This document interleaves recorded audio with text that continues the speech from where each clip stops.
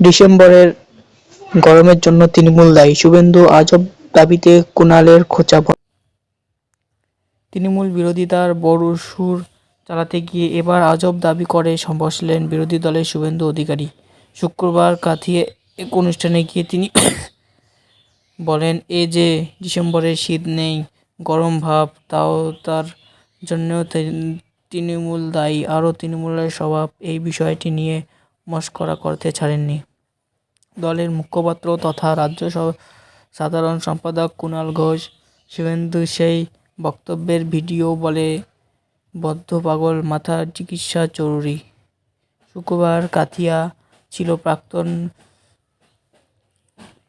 সেনাকর্মীদের সমাবেশ। সেখানে আমন্ত্রিত ছিল শুভেন্দু অধিকারী। সেখানেই তিনি বলেন, এই যে ডিসেম্বর মাসে আজকে দাঁড়িয়ে আছে, শীত লাগছে, আমার তো গরম লাগছে, এর জন্য তো দায়ী টিএমসি। কিন্তু কেন আচমকা একথা বললেন তিনি? শহরের পুকুর ভরাট নিয়ে কলকাতার পুরসভা যে কড়া পদক্ষেপ নিয়েছে তা নিয়ে শুভেন্দুকে প্রশ্ন করা হয়।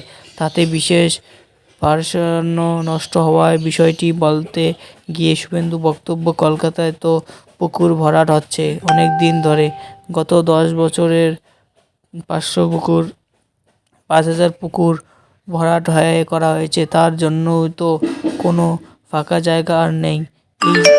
এই যে ডিসেম্বরে দাঁড়িয়ে আছেন, শীত লাগছে কি, আমার তো গরম লাগছে, তার জন্য তৃণমূল দায়ী।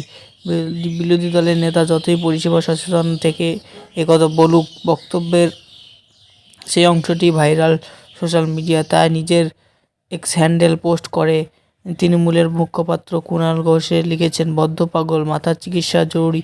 তিনি অবশ্য আগেও শুভেন্দু একাধিক মন্তব্যকে পাগলের প্রলাপ বলে তুলনা করেছিল এবং পরামর্শ দিয়েছিলেন সুচিকিৎসা